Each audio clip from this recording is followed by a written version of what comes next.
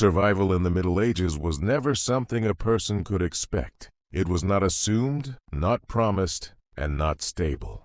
Being alive meant only one thing: death had not arrived yet. Nothing more. Medieval people lived with the understanding that life was temporary by default. Not fragile in theory, but fragile in practice.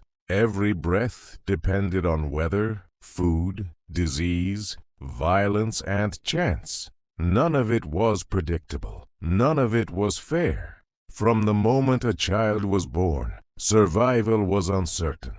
Birth itself was one of the most dangerous events a human could experience. Mothers died in labor. Infants suffocated, bled, or failed to breathe. Many children never received a name because they did not live long enough to need one. Those who survived infancy entered a world that did not protect them. Childhood was not a sheltered phase of life. It was exposure. Hunger, cold, sickness, and labor arrived early. Children worked as soon as their bodies allowed it. Weak children disappeared quickly. Disease was not an event, it was an environment.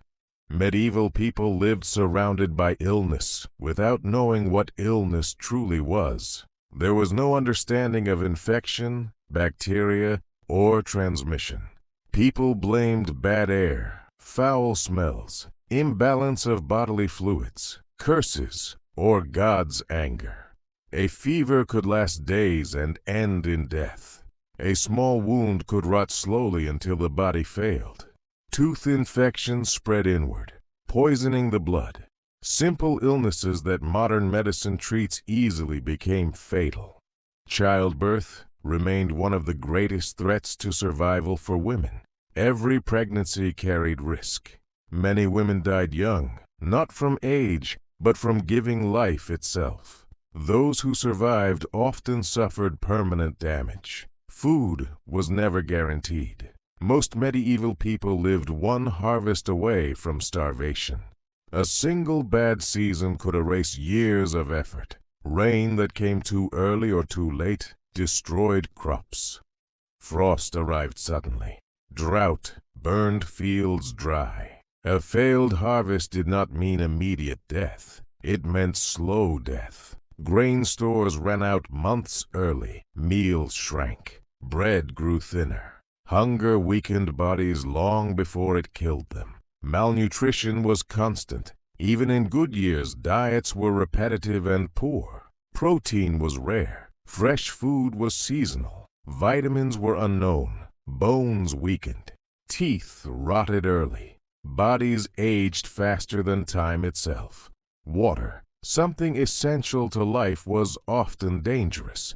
Clean drinking water was rare. Wells were shallow and easily contaminated. Rivers carried waste, animal remains, and human refuse. People drank what they could and hoped it would not kill them. Homes offered little protection. Most families lived crowded together in small spaces. Smoke from open fires filled the air, damaging lungs and eyes. Roofs leaked. Cold penetrated walls. Parasites lived in bedding, clothing, and hair. Fire was a constant threat. One spark could destroy an entire neighborhood. Cities burned repeatedly. People died trapped, crushed, or suffocated by smoke. Rebuilding meant starting again with nothing. Cities made survival harder, not easier. Streets were narrow and filthy. Waste flowed openly. Animals lived among people. Disease spread quickly in crowded conditions. Once sickness entered a city, it moved faster than fear. Work destroyed the body. Farming demanded endless physical labor. Backs bent early. Joints failed young. Injuries healed poorly. Pain became permanent. There was no retirement, no recovery. Craft work carried its own dangers. Blacksmiths inhaled smoke and metal dust. Tanners worked with chemicals that poisoned skin and lungs. Mill workers lost fingers, arms, or lives to machines. There was no concept of safety. An injury was not temporary. It often marked the beginning of decline. A person who could not work quickly became vulnerable. Dependence was dangerous. Survival required contribution. Those who could not produce were at risk of neglect or abandonment. Violence was part of daily life. Law was harsh and uneven.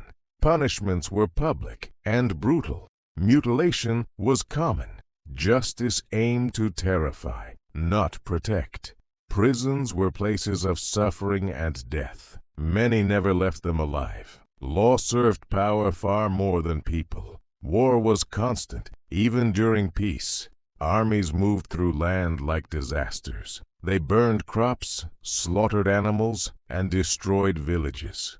Civilians died far more often than soldiers. Survival during war meant hiding, fleeing, or starving. Fields went unplanted. Hunger followed conflict relentlessly. The church offered meaning, not safety. Prayer replaced treatment. Faith replaced understanding. People believed suffering had purpose. That belief was sometimes the only thing that kept them alive. Medical care was primitive and often harmful. Bloodletting weakened already starving bodies. Surgery was crude, agonizing, and frequently fatal. Infection followed almost every procedure. Pain was normal. There were no anesthetics, no antibiotics, no reliable relief. Endurance was expected. Complaints were weakness. Death surrounded people daily. Children watched parents die. Parents buried children.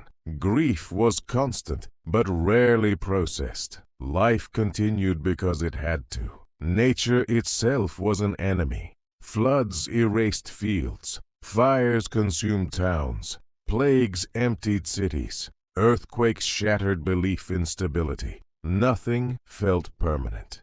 People blamed themselves. God was angry. Sin invited suffering. Fear shaped morality and obedience. Community was essential, but fragile. Hunger turned neighbors into rivals. Trust collapsed when food ran out. Travel was dangerous. Roads were unsafe. Bandits waited. Exposure killed quickly.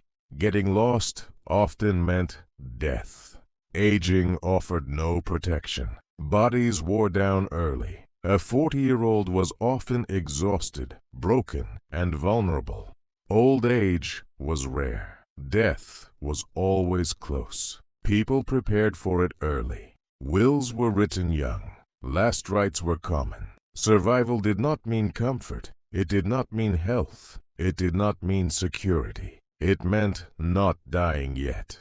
Survival was not something medieval people achieved once and then kept. It had to be earned again every morning. One mistake, one illness, one unlucky season could erase a life completely. Fear shaped behavior. People feared hunger more than pain, disease more than violence, and winter more than war. Cold killed silently. It demanded food, fire, and shelter at the same time. Lacking even one was enough to end a life. Winter exposed every weakness. Stored food disappeared quickly. Fires burned low. Clothing was thin and worn. People slept packed together for warmth, sharing breath, lice, and sickness. Many never woke up. Sleep itself was dangerous. Darkness hid threats. Homes were insecure. Animals wandered inside. Fire could smother or burn. People rested lightly, always alert, even in exhaustion. Mental strain accumulated over years. Constant danger rewired how people thought. Hope became cautious. Planning became short-term. Survival trained people to expect loss. Death was public and frequent. Bodies were seen, touched, and buried by family and neighbors. There was no distance from it, no illusion of safety. Children learned fear early. They learned that adults were not permanent, that food could vanish, that pain did not always end. Survival education came from watching others die. Love existed, but it was shaped by impermanence. Attachments were strong, but guarded. People learned not to assume anyone would stay. Natural disasters offered no mercy. Floods drowned fields and homes. Fires erased entire districts in hours. Plagues returned without warning. Sometimes every generation, sometimes more often. Plague did not just kill bodies. It destroyed order. Fear emptied streets. Families abandoned each other. The sick were isolated or locked inside homes. Survival became isolation. When plague passed, survivors returned to a world changed. Fields lay abandoned. Labor was missing. Knowledge disappeared with the dead. Recovery was slow and uncertain. Many never recovered at all. Religion offered structure to fear. Death was explained as divine will. Survival became obedience. People prayed not for comfort, but for time. Moral choices became impossible under pressure. Parents chose which child to feed. Communities chose who could stay. Survival demanded decisions that haunted survivors forever. There was no safe class. Peasants starved. Nobles died of disease. Kings fell to infection as easily as farmers. Wealth delayed death, but did not prevent it. Luck mattered more than virtue. Strength mattered less than timing. Being born in the wrong year, in the wrong place, could end a life before it began. Medical knowledge improved slowly, painfully, and often too late. Each generation suffered with little improvement over the last. Aging meant vulnerability. The body wore down early. Pain accumulated. Sight failed. Strength faded. Dependence increased. Survival narrowed. Those who reached old age were rare and fragile. They lived surrounded by loss, having outlived children, siblings, and friends. Death was not dramatic. Most people did not die in battle or spectacle. They died quietly, from hunger, infection, exposure, or exhaustion. History remembers kings and wars. Survival was decided in kitchens, fields, beds, and sick rooms. Medieval people did not measure success by achievement. They measured it by endurance. Another winter survived was a victory. Another harvest meant hope. Another sunrise meant survival had not yet failed. They did not ask why life was hard. They assumed it would be. They did not expect fairness. They expected struggle. Survival was never guaranteed, because the world offered no stability. Nature, disease, violence, and scarcity overlapped constantly. Life was lived close to the edge, sometimes for years, sometimes for days. To survive in the Middle Ages was not to be safe. It was to remain alive in a world that was always trying to erase you. And that was the best outcome most people could hope for.